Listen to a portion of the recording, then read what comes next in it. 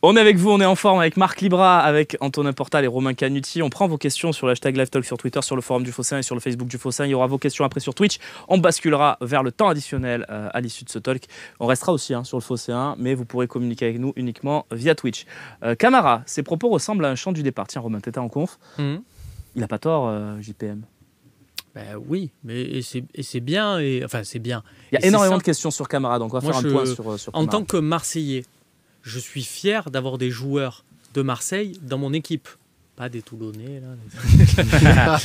Non, je suis fier d'avoir des Marseillais dans mon équipe, mais je suis fier qu'un jour, ces Marseillais, ils peuvent aller taper à la porte du Gotha européen. Ton but, c'est quoi? C'est de te dire, j'ai Eric Sicora, je suis au RC Lens, j'ai Eric Sicora toute ma vie, ou tu as formé un crack, et le crack, tu vas le voir un jour briller en Ligue 1, en Première Ligue, ou quoi que ce soit. Au Real, en tant Raphaël Varane. Oui. En tant que Marseillais, mais le cas de Varane est différent, parce que Varane, il a fait quelques matchs à Lens, et du coup, le Lensois, il se dit, il est de chez nous, mais en fait, tu l'as vu 3 semaines. Nous, Camara, là, il a fait 4 saisons.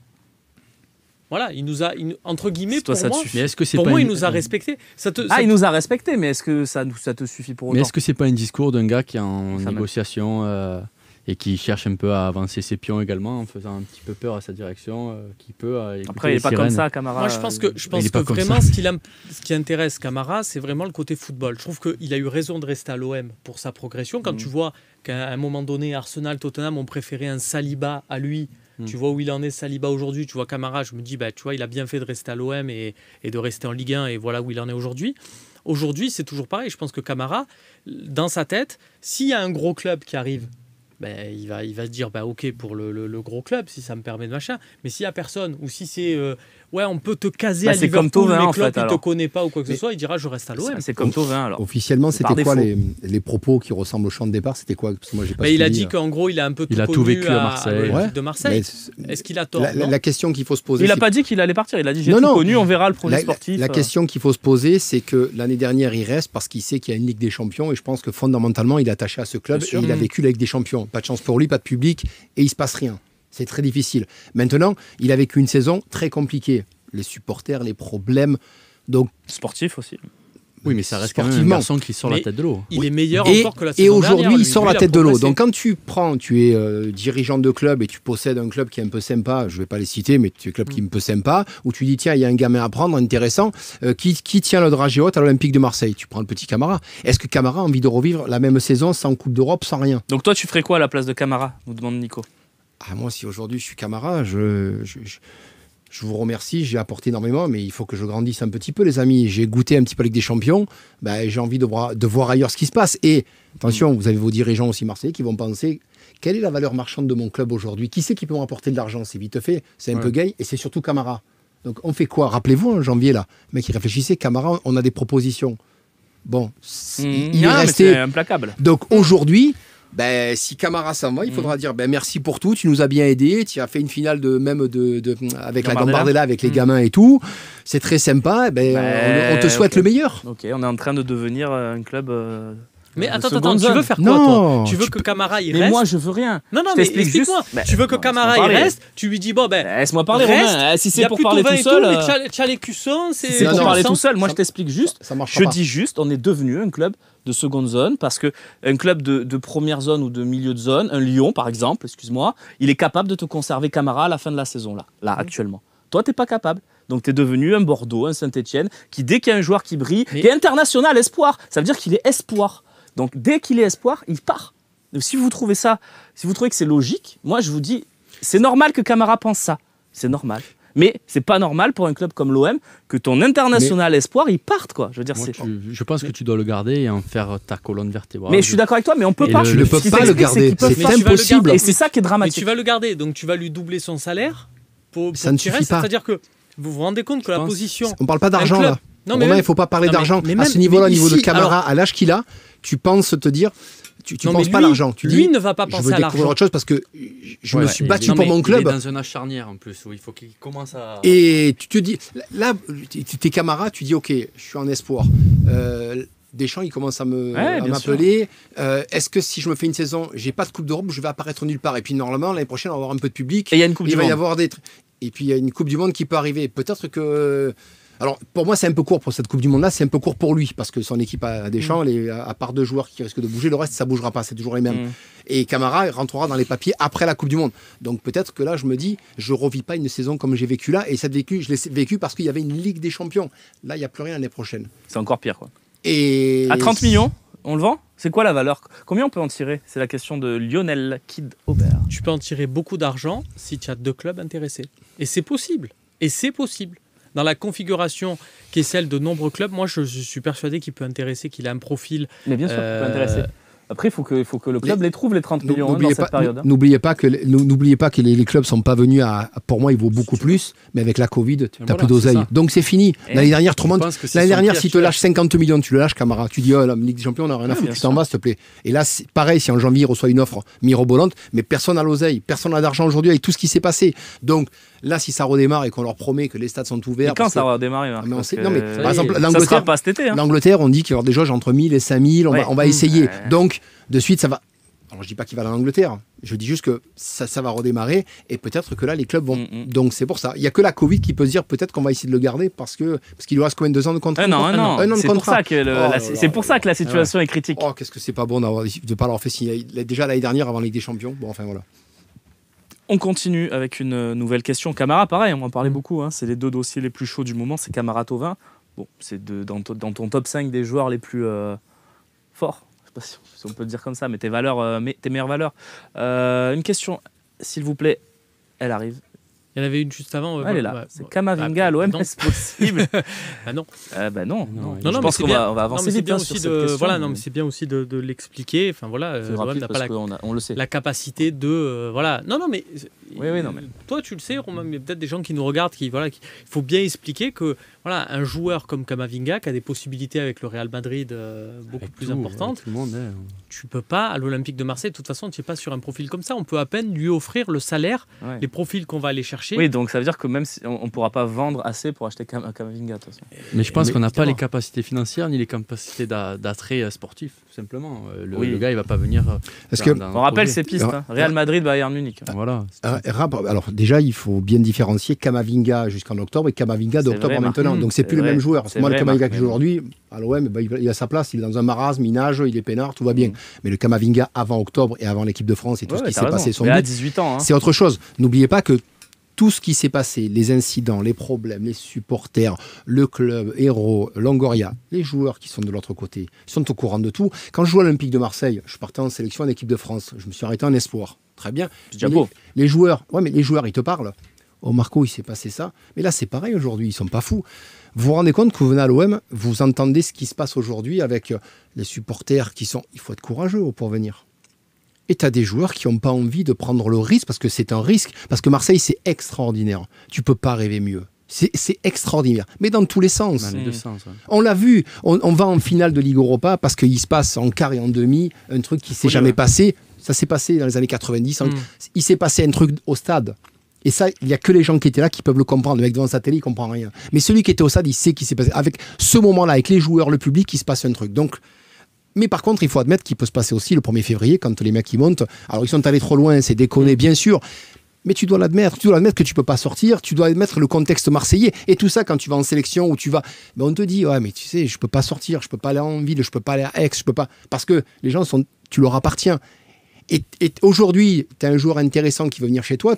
Il est prévenu de tout ce qui se passe. Et ça, il ne faut jamais l'oublier. Surtout les Français. Pareil à mon époque. Surtout les Français, Marc. Ben, surtout les Français. Parce qu'après, la big star, Amélie qui vient, bon, il vit dans sa petite... Ça a l'air sympa où il vient. Ouais, c'est vrai. Non, mais on s'en fout, il a raison, il fait ce qu'il veut, l'argent, il fait ce qu'il veut, il a raison. C'est juste qu'en plus, il est bon, donc il a raison. Tu peux tout te permettre à Marseille. Tiens, Marc, Milik.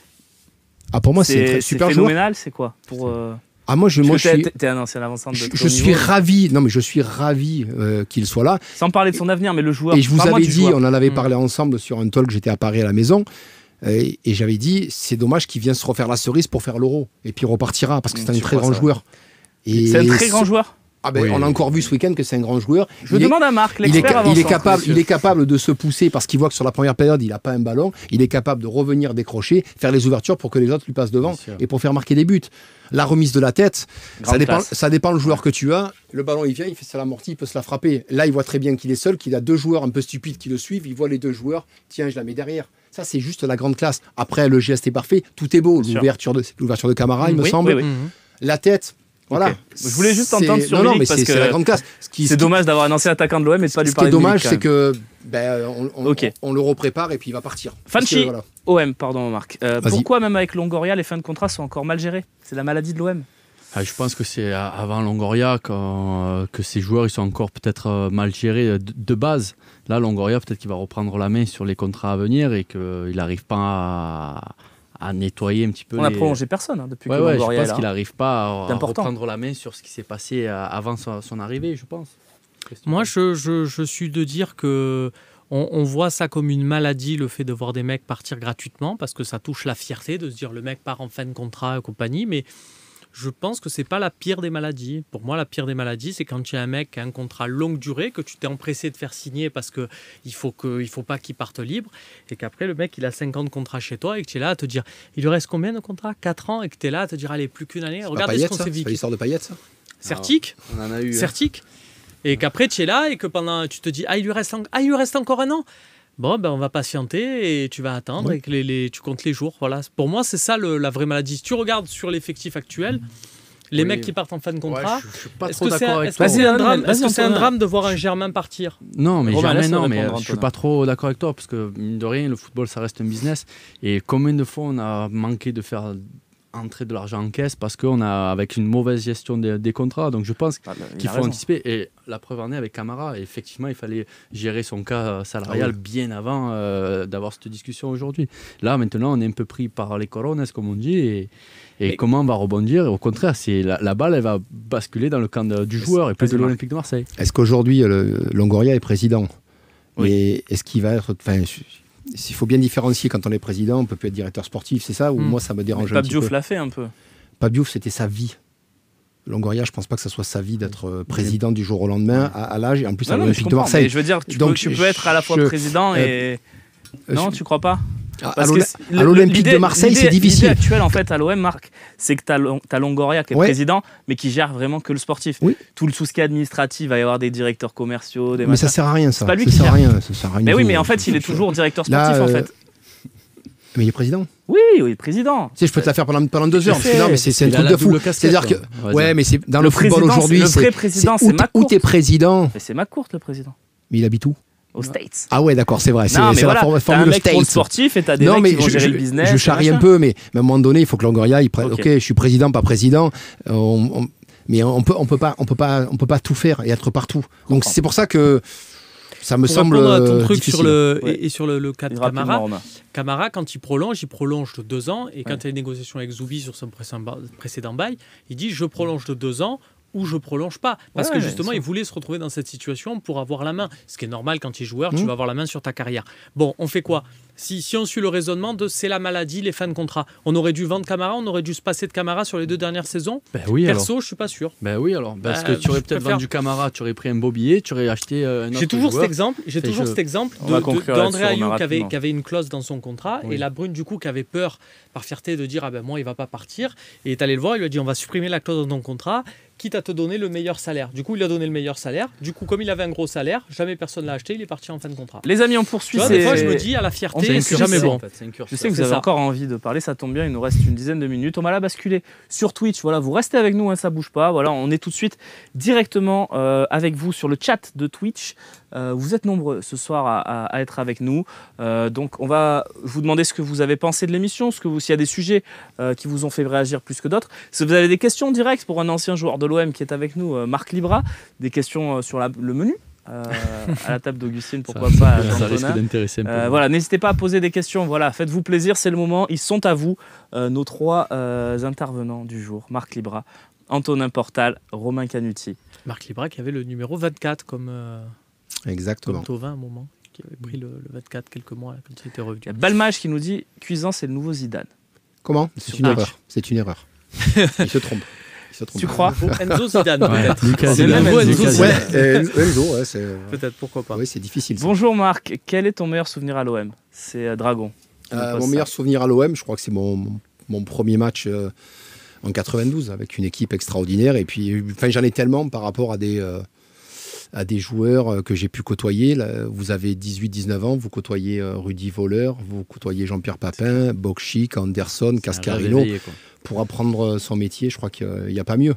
Et puis cette époque-là, on marche sur tout le monde et de partout, même en Europe. Donc mais c'est une éducation qu'on a dès le départ. C'est tout un état d'esprit et une mentalité. On nous demande ce que tu fais maintenant, Pedro. On prend beaucoup de questions, Romain, mais vas-y, n'hésite pas. Non, mais j'avais une question parce qu'on te demande à chaque fois ton meilleur souvenir OM, forcément, surtout nous. Pose la question sur Twitch, Romain, la prochaine fois. Ouais, pardon. Non, vas-y. Mais ton meilleur souvenir de ta carrière hors OM?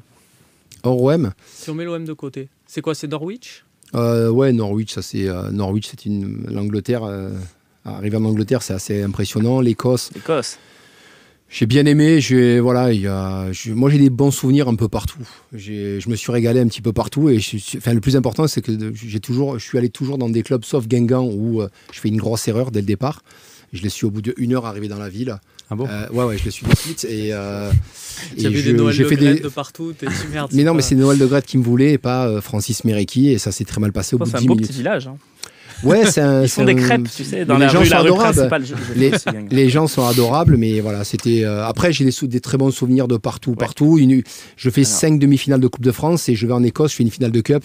Tu vois, donc non, mais j'en fais 5 en demi et j'aurais préféré la faire avec l'Olympique de Marseille, mais j'ai perdu 5 demi. On nous dit en gras, ça sert à rien d'écrire en gras, ça passe pas plus, mais vous ne parlez pas de l'arrivée de Giuntini et de Moutier. Allez-y sur le Phocéen, les gars, je vous jure, il y a des articles sur ça depuis 3 jours, on est à fond, on vous donne des infos. Allez voir ce qui s'est écrit sur le Phocéen. On en a parlé dans le talk la dernière fois aussi, donc allez-y vraiment.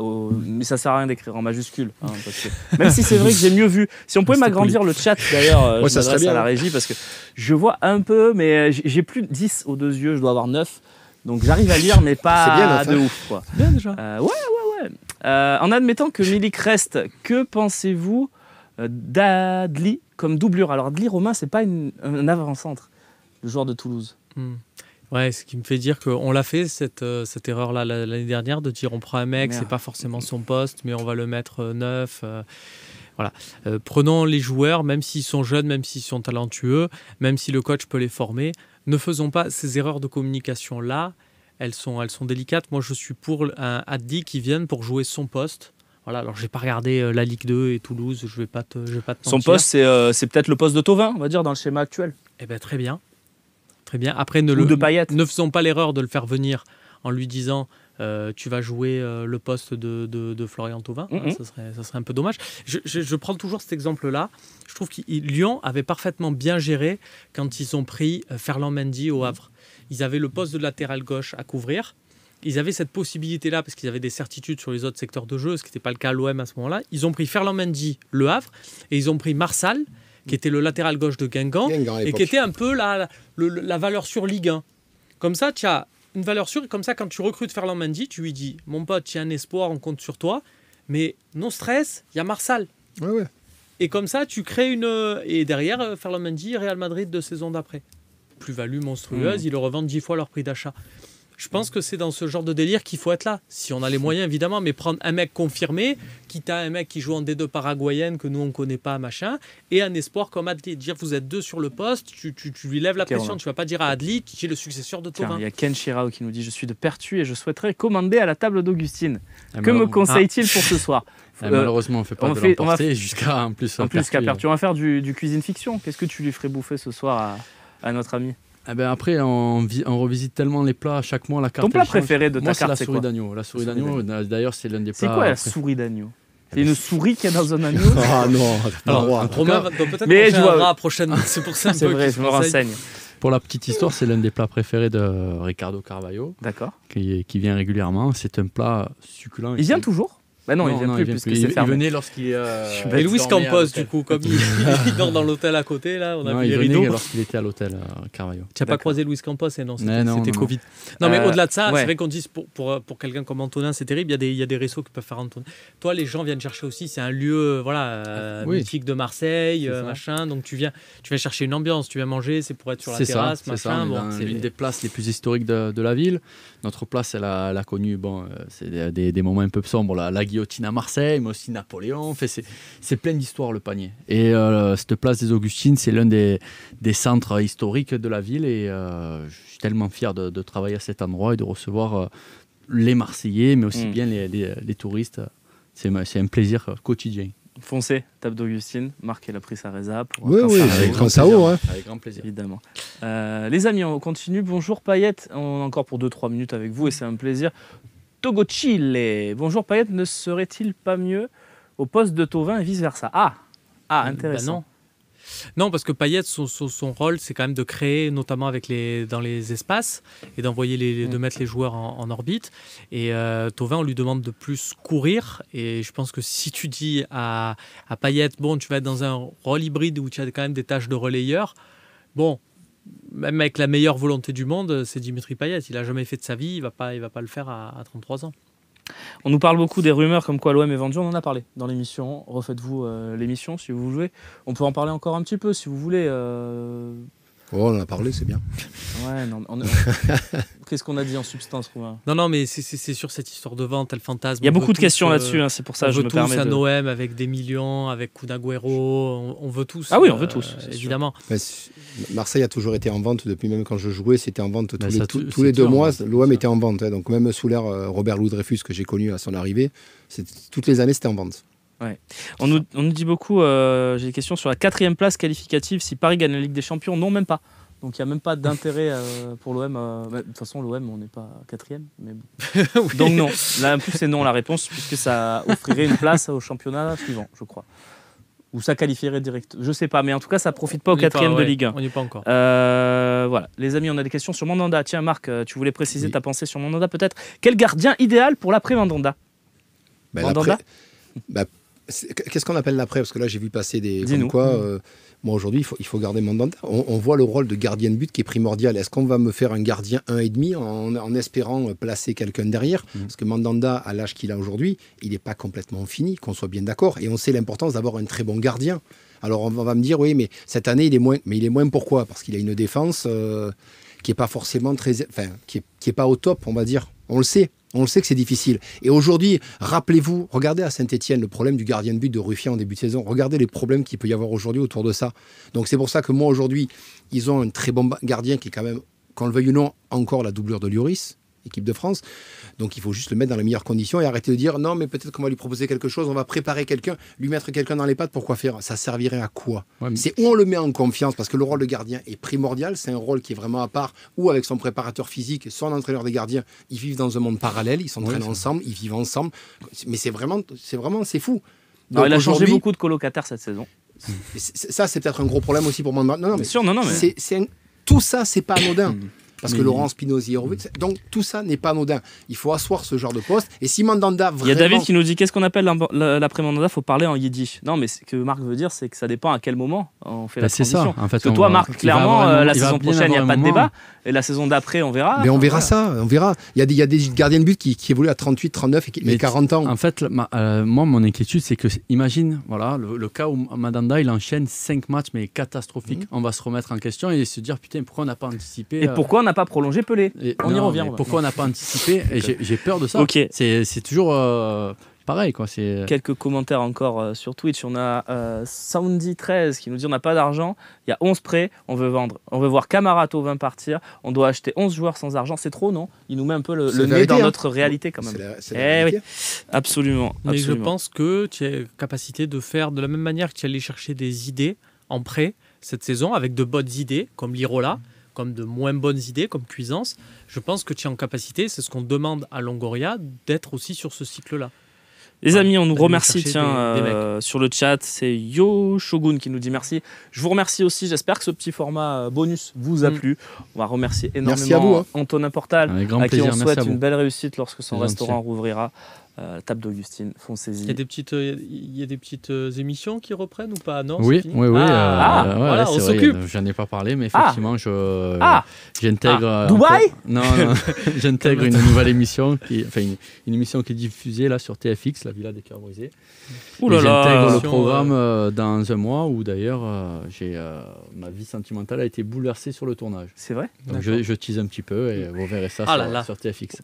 Alors c'est surprenant parce que c'est vraiment pas une émission où généralement il y a ce genre de choses qui se passent, quoi. Tu vois, c'est vraiment un truc.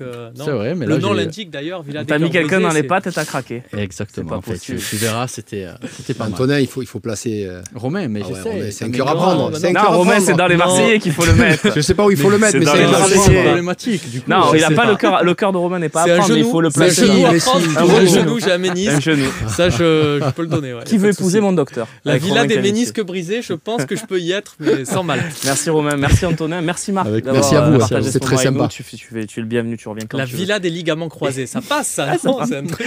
Et je retrouverai Gourcuff, tu vois. Merci à toute l'équipe derrière, toute l'équipe technique. Ce soir, il y avait du Rémi Chabert, du Sébastien Volpe dans mon oreillette, excellent, et du Steve Fitoussi au début de l'émission pour nous aider à découvrir ce nouveau plateau et cette nouvelle émission où on bascule sur Twitch à la fin. On s'est régalé avec vous ce soir. Prochain rendez-vous, et notez-le, c'est demain. Il y en a 2. De matin, on s'amuse. On est sur Football Manager avec Stéphane Bringuier de 10 à 12. Mais surtout, finale de Ligue des Champions. Non, ça y est, vous êtes on a perdu en demi. Écoute, c'est pas mal. Hein, c'est bien déjà. Avec l'OM, c'est pas mal. Et 20h, minuit, on sera tous ensemble ici pour regarder le match avec vous contre Reims pendant 4 heures avant match, avec le match et la 3e mi-temps. 4 heures de débat, 4 heures de folie, où l'OM va nous régaler dans cette belle saison que nous vivons tous ensemble. Alléluia. Allez l'OM et bonne soirée à tous. Salut.